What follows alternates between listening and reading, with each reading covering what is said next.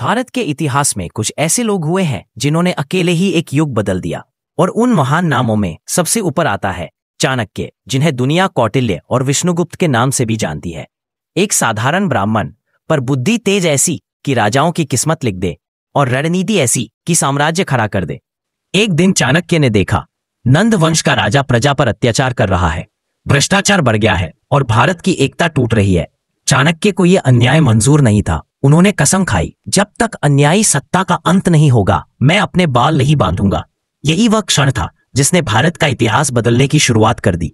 कुछ समय बाद तक्षशिला में पढ़ने आए एक साधारण लड़के पर चाणक्य की नजर पड़ी, गुप्त मौर्य।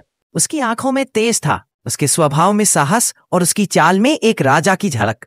चाणक्य ने समझ लिया, यही वह बालक है जो भारत का सम्राट बनेगा। और फिर शुरू हुआ एक गुरु और शिष्य का अद्भुत सफर। कभी जंगलों में प्रशिक्षण, कभी पहाड़ों पर रणनीति, कभी छोटे छोटे राज्यों के साथ संघर्ष। और चाणक्य की बुद्धि और चंद्रगुप्त की वीरता ने मिलकर नंद वंश को कमजोर कर दिया, और आखिरकार चंद्रगुप्त भारत का सम्राट बना। भारत में पहली बार एक विशाल, एकजुट और शक्तिशाली मौर्य साम्राज्य की स्थापना हुई। चंद्रगुप्त सिंहासन पर बैठा, लेकिन साम्राज्य चलाने का अदृश्य चक्र, नीतियों की धुरी और फैसलों की दिशा सब कुछ चाणक्य के हाथ में था। इसी दौरान चाणक्य ने अर्थशास्त्र की रचना की, एक ऐसा ग्रंथ जिसमें राजनीति, अर्थव्यवस्था, युद्ध नीति, जासूसी व्यवस्था और शासन का हर छोटा बड़ा नियम लिखा गया। आज भी इसे दुनिया की सबसे महान राजनीतिक किताबों में गिना जाता है। चाणक्य ने न सत्ता मांगी, न सम्मान। उन्होंने सिर्फ एक सपना पूरा किया, एक मजबूत और सुरक्षित भारत।